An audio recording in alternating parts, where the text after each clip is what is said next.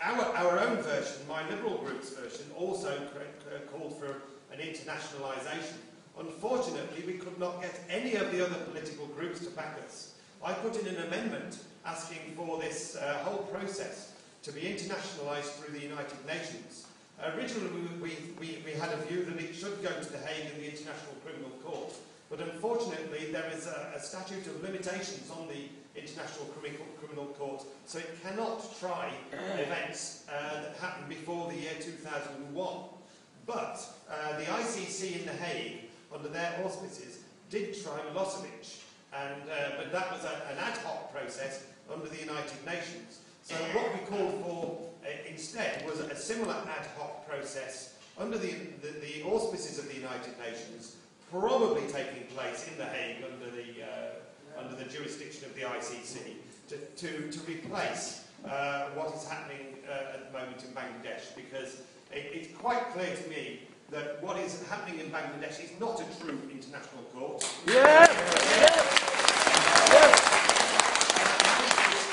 Many times now that the International Criminal Court is in The Hague, it is not in Dakar. Right. However, as I said, unfortunately, every single other political group refused to back the internationalisation, but they did call for a normalisation of the process. So it was a strong resolution, but I believe it should have been stronger. Now, what I will do in continuing this push, I will keep writing to people, I will keep talking to people. I've had several meetings with ambassadors, as I've said. I've met the foreign minister, all trying to push for an internationalisation of this process, because I don't think that it's possible now that trust can be restored in the process in Bangladesh. It's a pity that it can't, but I don't think it can.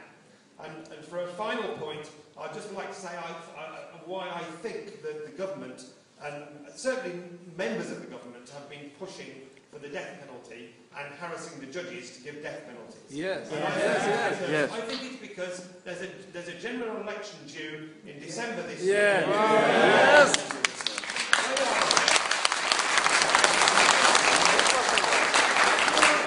They are aware that an incoming government, if they lose the election, will probably deliver an amnesty to anybody convicted under this court. So they're saying, well, we're not going to get any justice if we don't hang them. And I think this is absolutely terrible. The whole of the European Parliament, almost the whole of the European Parliament, is against the death penalty in principle. We're certainly against the political interference in trials.